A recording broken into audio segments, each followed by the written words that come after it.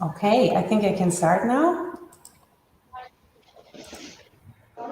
So, good evening and welcome everyone. My name is Ulrike Gasser and I'm the director of the Goethe-Institut here in Dublin. I'm so delighted that you were able to join us tonight for our first panel of the Kulturraum discussion series called Wishful Thinking or Reality, Social Progressiveness, Solidarity and Identity in the 21st Century in Ireland and Germany.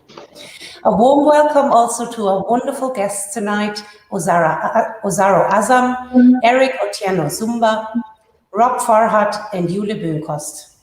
I'm very excited and looking forward to a lively discussion with you all, and it's now my pleasure to introduce to you our host tonight, Maeve Stone.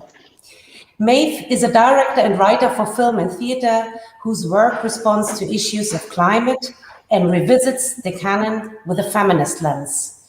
She's one half of Cracking Light Productions, which she runs with her partner Alex Gill.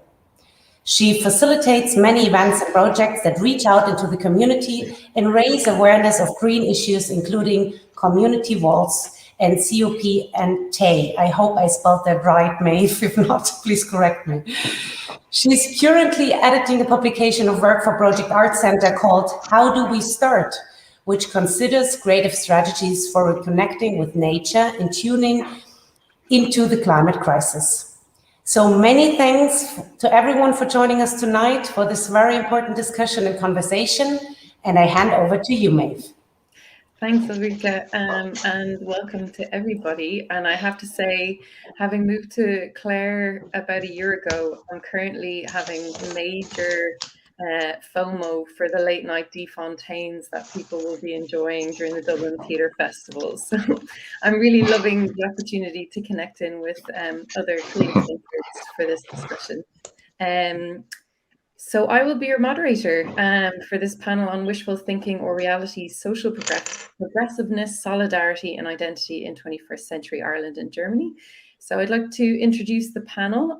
We have Eric Otieno Zumba, who is a social theorist, political economist, writer working in the intersections between social justice, post-colonial politics, the global order and contemporary art and culture. He's a doctoral researcher at the Department of Development and Post-Colonial Studies at the University of Kassel, Germany, and a contributor to various publications, including Frieze and Text zur Kunst. Eric also pursues editorial, production, and curatorial work independently, as well as with cultural production collectives and online magazine Goethe. Radical reimaginings of museums, to which he's contributed a chapter about the industrialization practices of 2 German museums, is forthcoming in 2022. For some reason, I have forgotten how to read this evening, so apologies. Osaro Azams is a performance artist who enjoys creating her award-winning music night, Black Jam, through her group Fried Plantains Collective with Dublin Fringe Festival and Abbey Theatre. Osaro loves to explore West African and Irish folkloric stories, which she infuses into her personal poetry and art. She has recently performed for the Museum of Literature Ireland's piece for St. Bridget's Day, as well as the Franco-Irish Literary Festival 2021. Rob Farhat is a former classical musician turned music programmer, manager, and artist mentor. He previously co-founded and directed ensemble music in Ireland, working with artists such as Loa, Ensemble Iru, Rusangano Family, and the late Conor Walsh. He's now primarily based in London and works for live music producers Sirius as their talent development lead and senior programmer, working primarily with emerging jazz and experimental musicians like Geico, Gazelle Twin, Abel Selioke, and Emma Jean Thackeray. He is also a policy advisor on inclusivity in the arts and sits on the board of the Project Art Center. He was born and bred in Dublin and is a proud Irishman of Iranian-Armenian heritage. Dr. Jule Bönkost is a researcher in American and Cultural Studies in Berlin. She is also a coach and author with many years of experience in the field of anti-discriminatory education and education approaches critical of discrimination. So welcome everyone, and apologies if I butchered any pronunciations in there. And I would just love to open out our chat this evening with a kind of broad question, which is, what is in your life or work at the moment that you are excited about? Just to sort of ease us into the chat. So I'm going to start with Jule, because you're top left for me. So I'm going to do that going around the Zoom chat thing. Thank you very much, Maeve. I am very excited about right now about all the individuals that I have the privilege to meet through my work as I conduct workshops, give presentations, and on the topic of anti-discrimination. I get to know all these different people, especially now online, and all these online formats that we have, all kinds of different people that work in so many different fields and against the different forms of discriminations that there are. And that gets me very excited, because I find this is a big privilege that I have. Yeah, and to hear all these new to me stories virtually, which is like I get to meet people from all over Germany, all over the world, which I have had not as much a chance of before that, besides the resistance and defensiveness that we face when it comes to this topic, do not give up. And that gets me excited these days. Thank you. Rob, I'm going to come to you next. Sure, yeah. So I work very closely with a multidisciplinary artist called Gaika, who is part of this collective of radical Black British artists called Nine Nights, who actually just opened an exhibition in the ICA last night called Channel B. It's all about kind of exploring Black futurism through audiovisual installations, and yeah, it's a really big step for them, and yeah, I'm really honored to be helping out with it a little bit. And yeah, so that's on in the ICA in London for the next 3 months, and it's pretty powerful. So yeah, if anyone's ever in London, I definitely recommend come to check that out. Excellent. Top tip for anybody with a trip planned to London. Thank you. Eric, how about you? What are you excited about? Can be in life or work, anything that you like.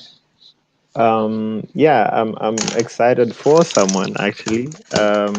So an artist I spoke to for the April issue of Freeze magazine. Her name is Sandra Mujinga. She just won a huge prize in Germany. It's called Preis der Nationalgalerie. And that allows her to create a solo exhibition for this space, which is huge. So there'll be a lot of space to show her art.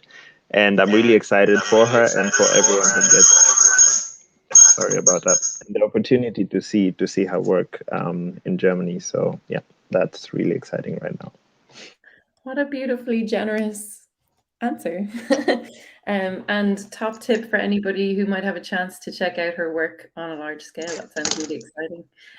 Osaro, how about you? Oh, we have been having some technical difficulties. I think we may have lost Osaro briefly, which I'm gutted about because she's always making very interesting work. Oh, come back to us and tell us the good things. Oh, okay, we might need to move on. Though I'll say I'm excited by the fact that I managed to stand up on a surfboard on Sunday. That was the first time that has happened. And hopefully progress will continue. So I'm going to dive right in, and I would love to ask about, I guess, the changes in Irish and German society since the turn of the century feels a bit too big. So maybe kind of focusing in on the last 10 years. I know that there's been a huge amount of change in Ireland, specifically just living through it. And I'm sure that the same is true for Germany. So I would love to direct this question to yourself, Rob and Jule, just thinking about, has our policy making and thinking kept up with some of those changes, or is there more to do? Yeah, Rob, sorry, yes, jump in. Sorry, yeah. I mean, yeah, in terms of Ireland, I mean, it's a big question, obviously. I think if you look at like people's attitudes, like Ireland has progressed rapidly, in terms of people's social views. I think, just, as recently as the 90s, it was still a very Catholic conservative country. And, you only have to look at the two major referenda we had in the last 6 years to see how quickly people's views have changed. I still think that like institutionally, Ireland is still quite slow to catch up on that. I still think it's quite a systemically conservative country. So, and you look at those two major referendums, as in the marriage equality and abortion rights referenda, those really came from a bottom-up kind of grassroots political organizing, and that eventually kind of like convinced the political establishment to get on board rather than the other way around. And those issues were, it was kind of almost lucky that we were able to address those through referenda, but wider kind of like other kind of social change that's needed in terms of attitudes around kind of inclusivity more generally. Those are not issues that can be addressed just with a simple yes/no referendum. Those are much more kind of structural issues that require like a wider systemic change across the board. But I am quite hopeful that will come too, as I guess kind of younger generations move into those kind of higher positions of power. But I still think that there's a lot of work to do on that front. Thank you. And Jule? I agree. This is a very big and complex question, and I want to hear, because we're speaking about solidarity too, and I want to hear focus on discrimination. And this is still a complex question if we do that, and I think we need to take the time here that we don't have tonight, I know, to look at the different dimensions of discriminations that we have. But let's look at, for example, at racism in Germany and the discourse in the past 10 years. And my short answer is that I don't think that we have less racism today than 10 years ago.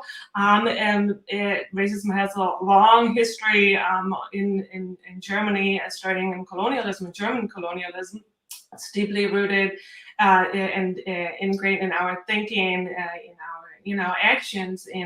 And I want to point out two developments, though, that I see in the recent past. And firstly, I believe I can observe, not only I can observe, but that more people than ever are calling in Germany and I'm speaking here of white people, calling themselves anti-racist, So anti-racism has kind of becoming like, I guess I can say like mainstream, entered the mainstream.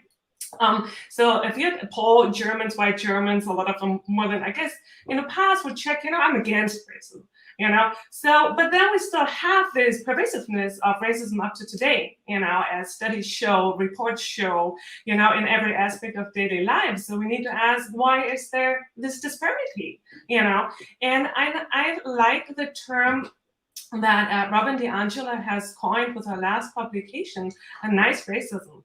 And she uses this description or this term to describe white progressives that claim to be anti-racist but do not act accordingly.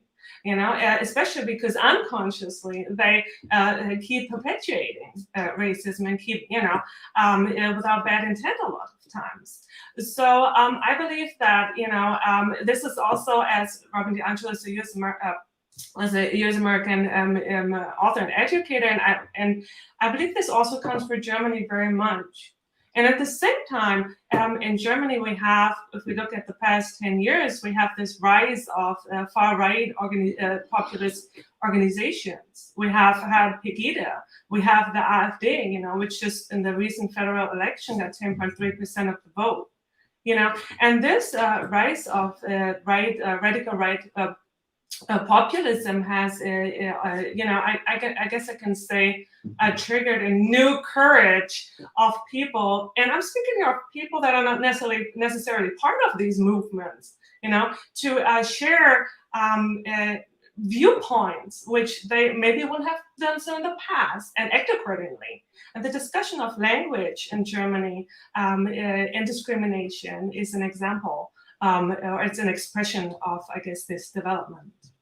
That's really interesting. I actually had a follow-up question, which was looking at the idea of the importance of language when we talk about identity in policy specifically, because I think it's so interesting, Rob, what you say about the referendums, because within our constitution, it's quite conservative. And so we've had these really painful moments, actually, where we've had to confront the idea of changing our national identity using referenda in order to change our constitution, but they've been also very cathartic, I think, and they speak to me of the power of policy and language at the highest level, and how when it's done properly and well at the top, it can have such an incredibly positive impact the whole way down through the strata of society. So I'm curious if either of you have seen any examples of it done well beyond the sort of the referendum example. Is there kind of policy that you've come, I mean, maybe policy is boring, I don't know. I think it's really, really important, like when we're talking about structural change. Anyway, I'm saying too much, but I'm curious, have you come across policy change or people thinking about policy in a different way that is moving in the right direction?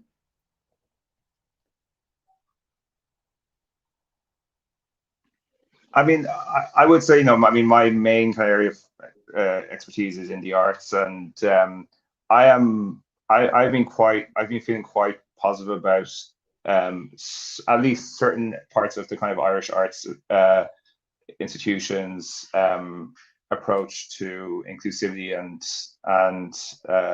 addressing issues of structural racism and ableism and sexism in the last couple of years in particular, especially compared to the UK, where I'm mainly based and work, where there has been. So in Ireland, kind of, conversations around anti-racism are very new. Multiculturalism in Ireland is relatively new as well, but we've only really started talking about anti-racism in Ireland in the last few years, whereas in the UK they've been talking about it for decades, because the whole country's built on racism. But the policies around inclusivity in the UK, in my opinion, have been extremely flawed. They've been mainly about kind of like surface level changes. In the arts, it's mainly about like kind of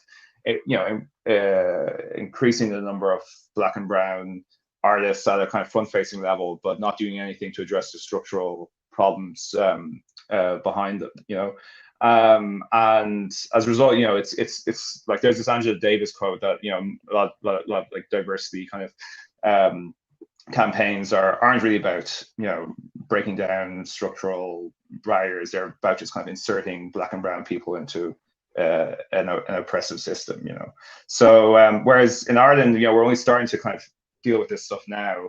But I've actually found the approach by, say, like the Arts Council, and I am on the board of Project Arts Centre, and I think they've done a really good job over the last year of building a new diversity and inclusion policy, and it's a much more genuine effort that's seeking to actually address the wider structural issues, and that probably takes longer, to be honest. And it's less. It's almost it produces less kind of like headlines or less like obvious immediate results, but in the long run I think that will pay off. So I am actually quite hopeful about how many of the arts institutions, not all, but many of the arts institutions in Ireland are approaching this.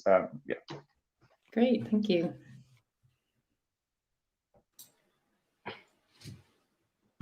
If I could just add to what Jule was saying earlier. So in Germany, I think arts institutions are kind of considered discourse leaders in terms of, holding symposia, holding conferences, doing programming. So if you're thinking about theater, if you're thinking about even movies sometimes, like the small independent movie theaters, like they're always drivers of the debate, the discussion. But again, there's always this disconnect between, these pockets. And in Germany, there are actually quite many, because so arts funding is very robust in Germany. So you have federal states, and each of these federal states has its own funding structures. So you have very many islands within the country of really amazing programming, really good efforts towards kind of mainstreaming diversity, inclusion, mainstreaming, a kind of long-standing engagement with post-colonialism and what have you. But then on the structural level, there's still a disconnect or even a contradiction of these efforts, right? So you'd have, the party in parliament that Jule just mentioned, the AFD, asking, so which publicly funded institutions are actually doing events on post-colonial studies or on gender studies? So they'd have the government, kind of making lists of institutions that are kind of doing certain topics for whatever reason. I don't know why they have this list, but they keep the government quite busy with that. And so it's a quite weird experience, seeing these islands of good work on the ground, and then seeing them being intimidated on a federal level where, parties kind of induce witch hunts for the leaders of this institution. Some are even, visited at home by members of the far-right groups. Some cultural leaders or, heads of institutions are kind of threatened or receive death threats for certain programs. So it's a very ambivalent situation, and it's really hard to say whether it's, it's a positive or a negative development. I think it's a very dynamic development, and we really need to wait and see. I think for a few years, we can only see by looking back whether, it was a positive or a negative kind of development. But yeah, so a lot is happening, but it's very, contradictory. Wow, yeah, God, there's no equivalent in Ireland really in terms of, we've got slightly left center and slightly right of center, and that's about it, which, sometimes can be infuriating. But I think watching the rise of the right spread across Britain and the UK, and through parts of Europe as well, has made me feel very grateful to be in a more moderate political climate. So that's so interesting that it's already started to feed down pressure onto the cultural institutions and organizations. And sad, I'm sorry to hear that. I might come to our next question, which is thinking about activism and I guess touching on, Rob, you mentioned kind of grassroots movements that were really effective in Ireland during the marriage equality referendum, the repeal referendum. And I would also add the climate strikers more globally. We can see sort of the efficacy of that. I certainly have it embedded in my own practice, so I'm an advocate. But I'm curious to hear what you think, Eric, about grassroots movements and about, are there individual or collective actions happening in Germany that can be seen to create, change in the community? Absolutely. And full disclosure, I am a researcher. So in my academic research, I actually study protest movements. So this is my bread and butter. But even for a general observer in Germany, I think it's quite clear that activist movements are achieving things. It takes very long, but they do achieve things. I just give maybe two examples. So one example is colonial street names. So you have a lot of streets in where Jule lives, or where Jule currently is right now in Wedding, that are named for, colonial criminals, basically. And there have been campaigns for about 3 decades to kind of find ways of addressing this, right? So there have been campaigns to kind of rename the streets.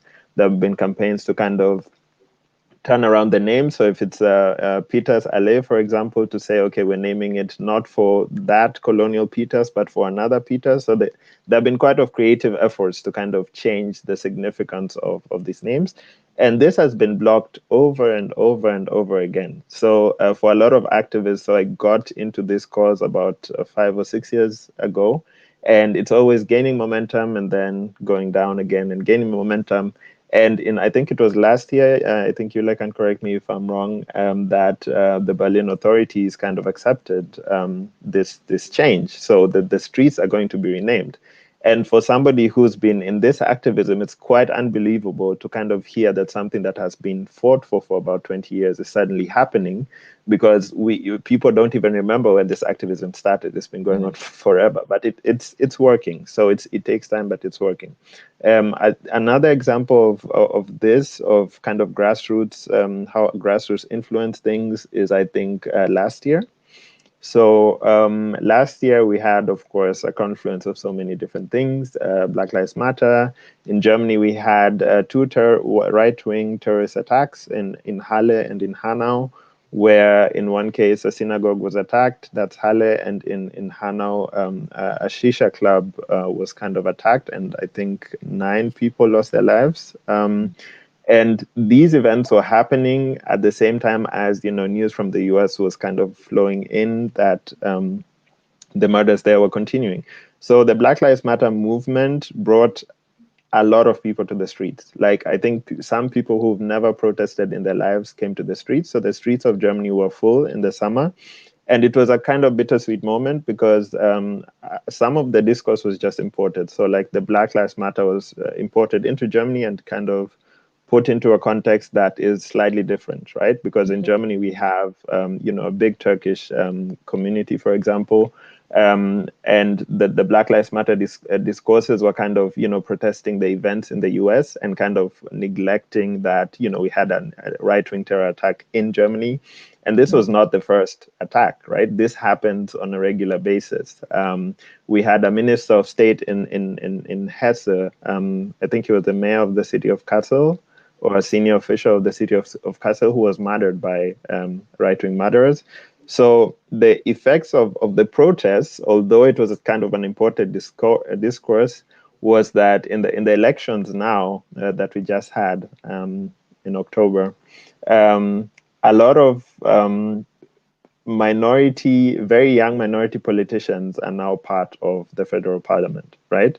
And this, of course, is not necessarily a grassroots movement, but many of the people who are now in parliament have been activists for a very long time. And in other contexts, I think without 2020, this might not have happened in the same way, because 2020 kind of opened people's eyes to, the lack of representation. And, the German parliament is huge, I think 700 seats or something, and that, sometimes not even a single person of color in some periods. So this was a waking up moment, and a lot of things for me indicate that last year kind of opened up people's eyes towards rethinking their political agency and kind of adding their own agency and voice, and kind of ensuring that representation happens, because this is really important for this country. We have a huge population of 83 plus million, but many of the country's institutions are still very, very white. So this was a watershed moment, I think, in many ways for this country. That's so interesting. I would love to welcome back Osaro, and I guess if there's any other sort of perspectives or responses to either Irish sort of context for the Black Lives Matter movement, or the sort of protests that happened here last summer, I'd love to open that out to you guys. Or would also love to offer my own experience with it. I attended the march in Dublin, and it was in the middle of the pandemic, and it was brilliantly organized. They had X's marking out 2 meter spaces so that even people that felt reluctant or nervous about being in big crowds were catered for. And the interesting thing, touching on what you said, Eric, was that I felt the same thing, that some of the sort of the top line topics were imported, but there's been a brilliant collective response through organizations like MASI to the system of direct provision, which provides for asylum seekers and refugees in Ireland. And they were definitely to the front. And I think that there was a lot of people introduced, A, to the idea of what direct provision is in Ireland and the ways that it's incredibly damaging to people, and B, what's happening within their own campaigns and movements. I was really delighted to see that it wasn't just top line American ideologies that were kind of sitting to the front with it. I had a question for you, Osaro. Your timing rejoining is actually very perfect. Hey. So we were chatting about grassroots movements and whether they work or not. And what I was thinking about, I guess, is we know each other quite well through communities that would have been based in places like Jigsaw, which was a grassroots space, and really supported grassroots organization, and hosted kind of beautiful projects and people. And the likes of Dublin Digital Radio are still operating out of that, even though Jigsaw is closed down. So I was curious, thinking about all that, whether you think, do we need the communities that grow up in spaces like Jigsaw? Do we need those grassroots spaces to be happy and healthy artists in Ireland, do you think? Yeah, sure. I mean, it's just normal spaces. It's literally, what are we doing in the land if we're not going to use the space? So some spaces just happen to be where people can socialize and get to know people. And if those spaces don't exist anymore, then yeah, that will definitely have an impact on people, how they socialize, how they move about the world. Where either, like, you know, we're not here to just work. So yeah, a lot of those spaces, when they go, it isolates a lot of people from each other, which is already pretty bad during a pandemic. So to have those spaces gone, compared to richer countries like cities like London or Berlin, where there's actually places to go and get to meet people and be friends and be creative, and that improves your mental health naturally. All these lovely side effects. When those spaces are gone, then then what are we doing in a city or in a land, apart from working, if we're working? So yeah, I'd say those spaces going down are pretty important. It's one thing if you lose one or two. Sorry, I can hear static from my side, maybe. But yeah, that's it. It's one thing to lose a couple of places, which is already bad enough, but to see your city just having swaths of spaces and social centers disappearing, and like less funding for other types of spaces like social housing and childcare support systems and other like regular community development centers for youths. When you don't see those spaces being funded either, yeah, it just has a huge effect psychologically on people, how they behave, how they move about the world. Yeah. Yeah, it's hard to argue with. Would anybody else like to come in for that sort of point, I suppose, thinking about spaces, I guess, where you don't have to spend any money? Is it as simple as that, where you can be in a space with other people, be they creative or other, and sort of have the benefit of community where there's no economy involved, there's no money exchanged?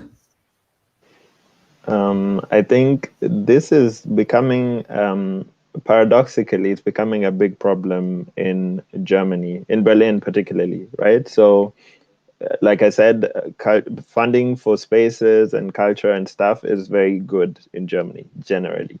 But at the same time, in cities like Berlin, right now, we are seeing a decline of independent spaces because gentrification, of course.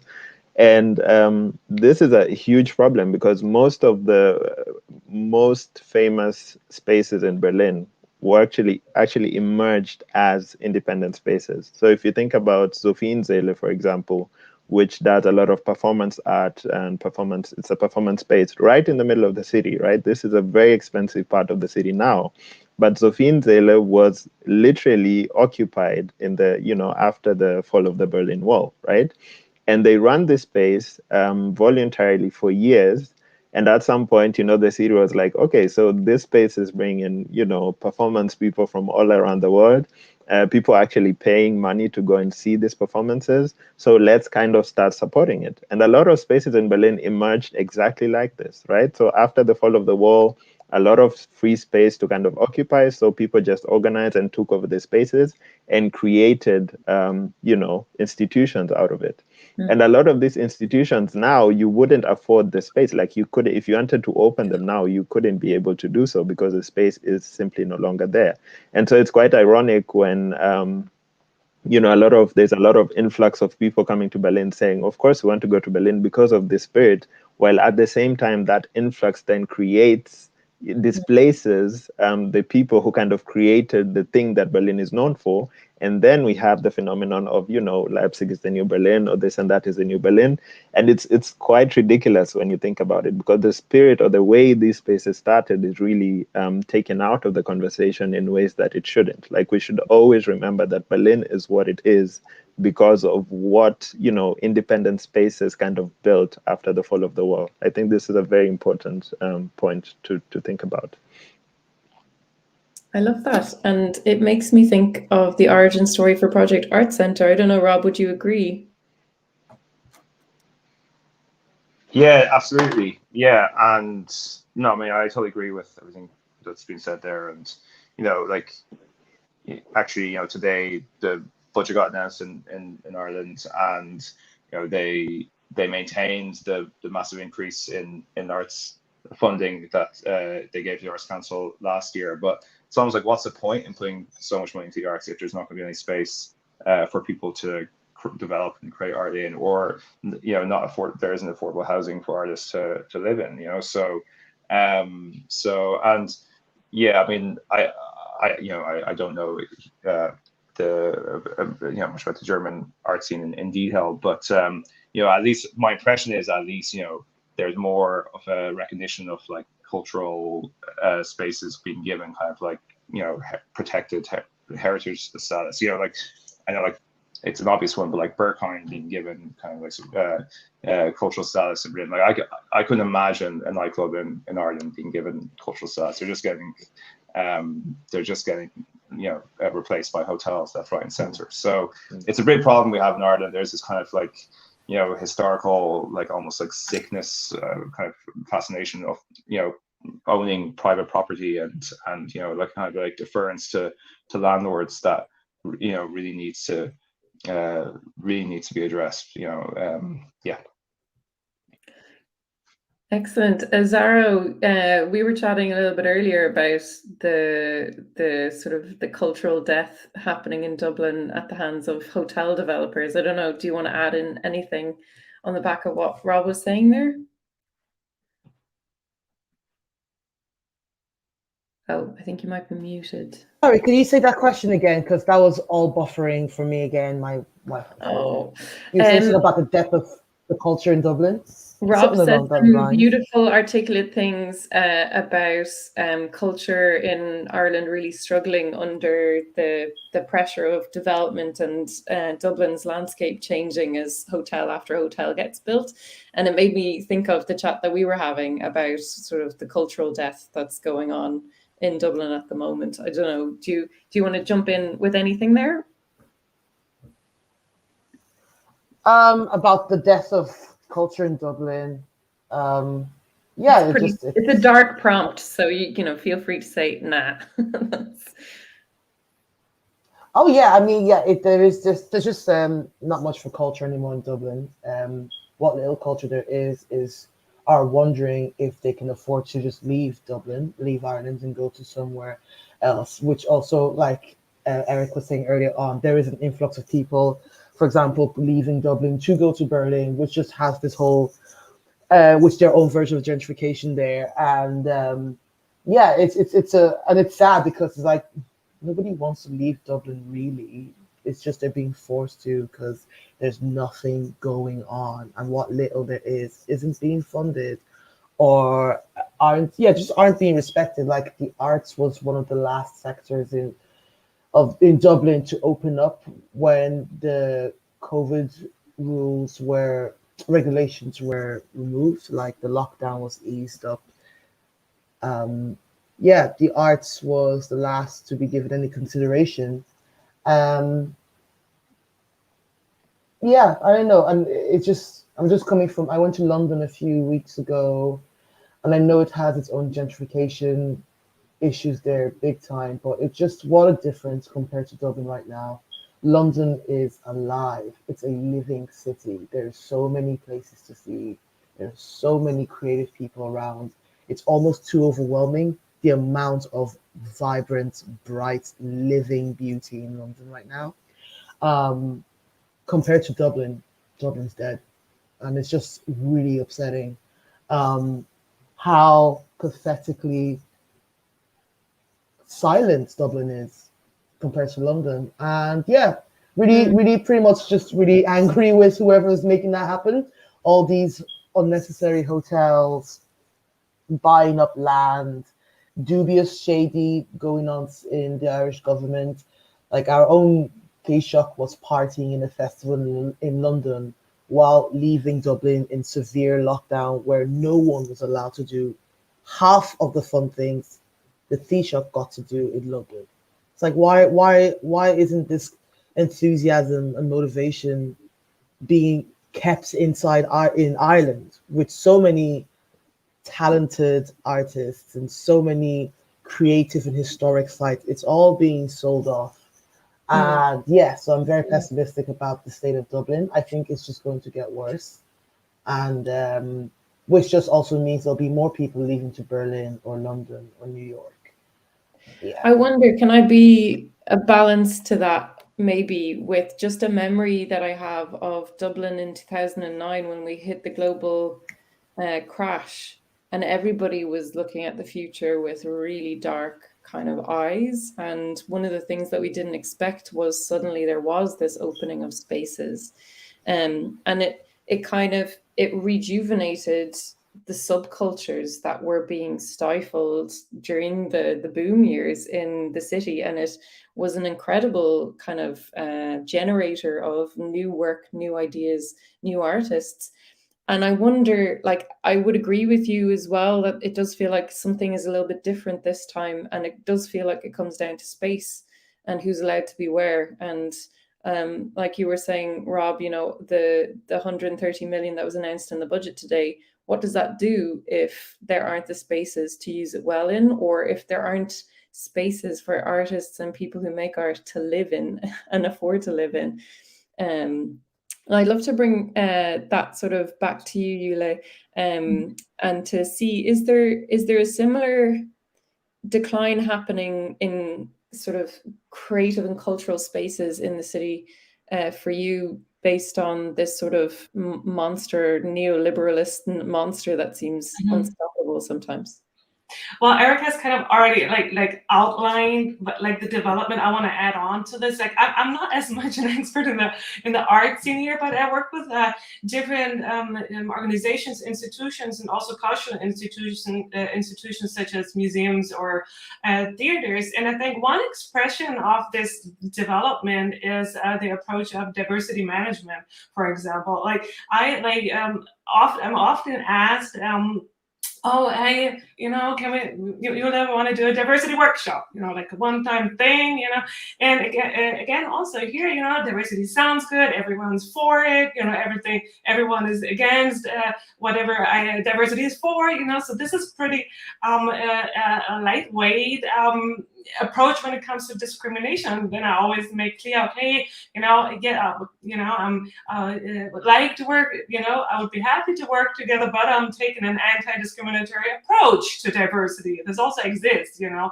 And then a lot of times I see teams very astonished by the outcome of our workshops, in, you know, starting with the fact that most institutions are still white dominated, you know, like that we do not solely work on the individual level, that we also look at the institutional structures, you know, not just especially also at what we do not have yet, you know. We were talking about creating space, you know, like institutional discrimination manifests a lot in aspects or in things we do not yet have, you know, that we still need. So we do quite a status quo analysis of what it takes for us. What are the next steps? You know, and a lot of times, I'm leaving this half day or day with, you know, we're having a group where it's become quite uncomfortable, you know, and of course there's, you know, a lot of emotions, and there's sometimes also defensiveness, you know. But again, we're talking about grassroots, and I want to also stress here and share that my experience with organizations, especially cultural institutions too, organizations, not just there, you know, it can be a group of teachers that, you know, approaches me, that it is a lot of times these individuals, you know, it's a lot of times individuals that, you know, lead the way from my experience, you know, do the first steps, also here in organizations that approach me, you know, we think of how we can strategically, you know, get most, you know, a lot of the team members to come together. So also here, I believe, you know, it's you know, that these individuals, that's why I said earlier, I'm so excited to meet these individuals that I see, are very, that we have. Sometimes it's really handful of people in an organization. We have a task force or a group of people, a lot of time, unpaid extra work. This is not institutionalized yet. That, though, I believe are the important change agents. Yeah, I think is such an important point. And it feels like the other side of a coin of a thing that I've been thinking about as well, which is for Black artists, particularly in this moment in Ireland, where, as Rob said, we've just begun the discussion about anti-racism, and there's kind of a rush to learn and to discuss. And I think one of the things that might be happening is that Black artists in Ireland and other people of color in Ireland are being pigeonholed, and the work that they're supported for and paid for is work that exclusively discusses race or exclusively is engaging with race, and it eliminates the complexity and nuance, color, the skill, the talent of that individual as an individual. And I'm curious, is that kind of tokenism something that that you guys have come across in your own work? Conscious as well that this is a panel where we've brought together a lot of people to talk about race and social inclusion. So, just pointing to that as well. Yeah, I mean, this has been literally business as usual for the last, 20 years. So like the reaction to criticism that society is not doing enough to, platform minority voices or to platform minority perspectives is always tokenism. That's always the first measure of to show that we are doing something. And I used to do anti-discrimination workshops and anti-racism workshops, and I stopped at some point because it wasn't inspiring me, right? So I wasn't getting anything from it apart from money, of course, and the money is getting more and more. So if I hear what people are being offered to do workshops today, it's startling because everybody wants to, do the workshop. But at the same time, the tokenism just keeps, even in advertisement, if we just look at German advertising since 1.5, 2 years, it's incredible. It's literally, you see all of a sudden, platforms where, have been relying on the same dynamics of advertising for years. I've been living in Germany for 12, 13 years. So ever since I moved to this country, you expect a certain kind of advertising from a certain kind of institution, organization. In 2020, all of a sudden, this changes, like the flip of a switch, and you're like, why now? This is not the first time that we've been talking about this, right? And also, there's also this tendency towards like visible difference. So in Germany, to kind of react to the criticism that, minorities are not present, they kind of push the very visible minorities to the front. And, other aspects of diversity are really not thought about. Chronic illness, for example, people who can't hear, for example. So there's no cross-sectional approach towards, platforming diversity and platforming different perspectives. It's only about visuals. And then you have the opposite effect where people are kind of reified. So, Black artists are kind of reified to be like the face of a certain project that's not really happening. And for these artists, of course, it's very conflicting because you're in between chairs. On the one hand, you're getting a lot of resources and you're able to do things that you couldn't do even 5 years ago. On the other hand, you kind of have to sell yourself and you're not able to do your work the way you would.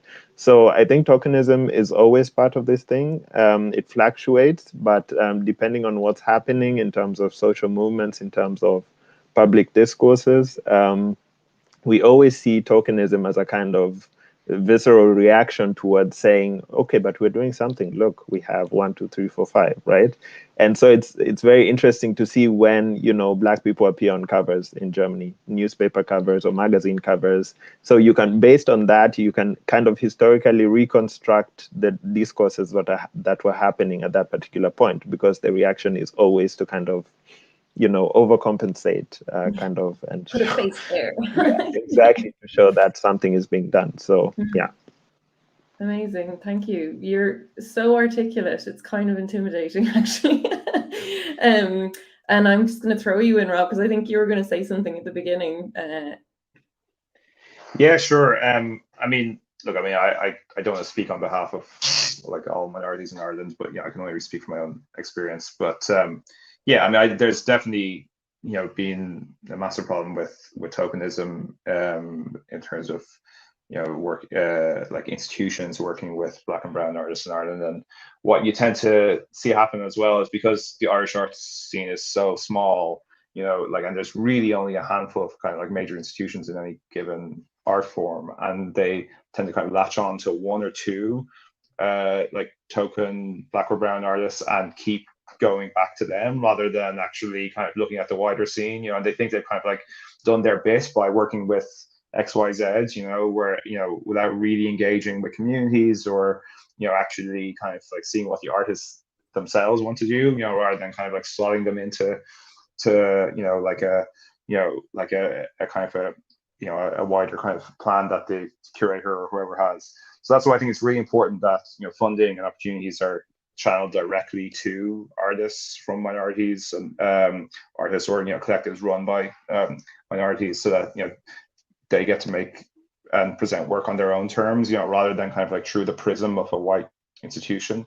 That's basically how it's worked in England, where like, you know, all this diversity policy in the arts in England has still been about like, you know, essentially encouraging white-run institutions to work with Black artists, but it's still done on the white institutions' terms. It's not, you know, it's not really done, you know, it's not, and it kind of incentivizes, it almost incentivizes tokenism. So yeah, I think that's definitely something that we're facing at the moment in Ireland, and I'm so glad I had a really great chat with Osaro earlier, because I might be able to add in. She had talked and used such a beautiful poetic phrase, the idea of a black hole, that, you know, that these experiences don't leave any space for your creativity. It sucks all of your creative instincts and impulses. When you're constantly in a cycle of just speaking about trauma and race, and, you know, you're only seen through that lens. And I thought that was such an important thing to touch on when we were just sort of in the conversation this evening. So thank you, Jule, for giving us the way into that. I'm conscious that we're coming into our last few minutes, so I'd love to whip out a Brecht quote. Why not? It's a poem that he wrote called Motto, which goes, "In the dark times, will there also be singing? Yes, there will be singing about the dark times," which I thought was an interesting and kind of nerdy segue into the question, what makes you hopeful, or what gives you strength in this moment? Jule, can I come to you first? Sure. Let me share this. Like, one of my research focuses is schoolbook analysis. I analyzed the construction of race in fact, English, German English schoolbooks, English language teaching, and that is 10 years ago, and that I did a study on this, and I was recently asked to proofread a schoolbook. And my feelings back then were that we have a lot of problematic content, like on all levels, and a lot of reproduction of racism. And I was, you know, invited to proofread this book, and I was so astonished. You know, I know this doesn't qualify for all, doesn't come for all school books, you know, but this book was good. You know, I have never seen this, and I was so delighted about it. I got so excited, and knowing that this book is gonna be spread and gonna be used in class in Germany in all of these schools. It got me so excited, still gets me excited, and makes me hopeful. And I would have never said this is possible, never believed this is possible, and I still can't believe it, but this really makes me hopeful, because this is change. That is change. That's beautiful. And if you want to share the name of the book or anything, I'm sure that the Goethe-Institut will be able to spread that for anybody who's watching who wants to know as well. Rob, how about you? No, I am feeling really hopeful about potential for change in Ireland specifically. You know, I think like the political center of gravity has been shifting leftwards in Ireland. You know, we still don't have a significant any sort of significant far-right political movement, as you mentioned, Maeve, earlier. And I think the reasons for that are complex, and I don't think we should, take it for granted that there isn't a threat of that. I think, especially I think one of the reasons for that is that like the kind of like nationalist sentiment in Ireland is channeled through Sinn Féin, who are basically a leftist party. So when they eventually get into government, there could be then like, I think there is a risk of like then kind of like a right wing xenophobic fringe of that support getting kind of disaffected and forming a more cohesive far right. So I do think we need to be wary of that. But still, I think generally like Irish sentiments towards like xenophobia and kind of far right nationalism are far lower than the rest of Europe. So that does make me feel hopeful. I think the kind of like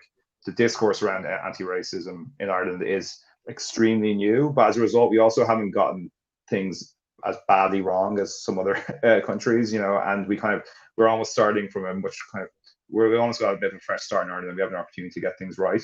And I do think that like the sentiments around it are much more genuine than I see it in some of the kind of like establishment discourse in the UK, the US, where it's really still about box ticking and surface level kind of change and not real structural change. I have all of those hopes as well. Thank you for articulating it so well. Eric, I'm going to come to you finally for what makes you hopeful or what gives you strength.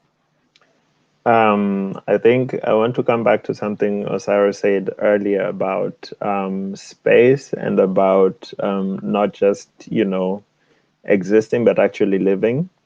And I think there's something about last year and this year that has kind of, it's a small shift, but it's happening. So a lot of institutions are beginning to understand that you need to yield space unconditionally. And this is a very, it's a very scary situation because anything can happen when you use space. And I think that's the tension that we need to learn to start living with and actually enjoying, to say, okay, anything can happen in this space, but we need to yield it first for that thing to happen. Because if you don't yield it, that simply won't happen. And I think I'm seeing some institutions trying this in ways that are positively surprising and in ways that I wouldn't expect. And that makes me really hopeful. And another thing that makes me hopeful is the things that artists and creators did in 2020 and 2021. Because we would have thought that, this would be like cultural wasteland in terms of, everything was closed. There was, nothing going in terms of inspiration and stuff, or very little. And yet, at least for myself, I've found a few, whether it's music, whether it's art, whether it's books, really, really inspiring, really, really strong contributions to these fields that came out in 2020. And there was no big book launch. There was no big exhibition opening. There was no big, and then you just get the catalog of an exhibition that happened last year and you look inside and you're like, wow, like how was this possible within the very dire conditions that we had in many places in the world in 2020. And that for me is really it. Like, that's it. Like, if we're able to create such inspirational and beautiful things from that space, then I think we're not invincible, but I think the future is bright, because we can always, refer to that and say, well, in this moment, we were able to do it still. And in a very different way, under very different conditions, but we were able to do it. So I think that for me is really the hook, and say that's why we should, pour more resources and yield more space for creation, because it's a beautiful thing, and it gets us through a lot of very, very difficult situations. So yeah, that for me is here. The perfect point to end on. Building resilience and yielding space is such a practical provocation for any institution or organization that's looking to actually engage in a meaningful way. We have a question from Dr. Caroline Schroeder in the Goethe-Institut, that if you have any book film or article, podcast recommendations that people might get more from on the back of this conversation, maybe we can spread those to those watching online as well. And then finally, I would love to tell you about the panel discussion that's happening next Tuesday at the same time. So it's a part of the same anniversary program that's happening, and it's talking about the past, challenges in institutions of cultural heritage, language, and education. So if you are free and interested, please join then. There'll be a different moderator and a different panel and an equally excellent conversation to be had. So thank you for joining us this evening. Thank you to the panelists, Dr. Jule Bönkost, Robert Farhat, Eric Otieno and Osaro Azams, for being such excellent panelists on this conversation this evening. Thank you. I don't know how to stop it, so we just have to sit here.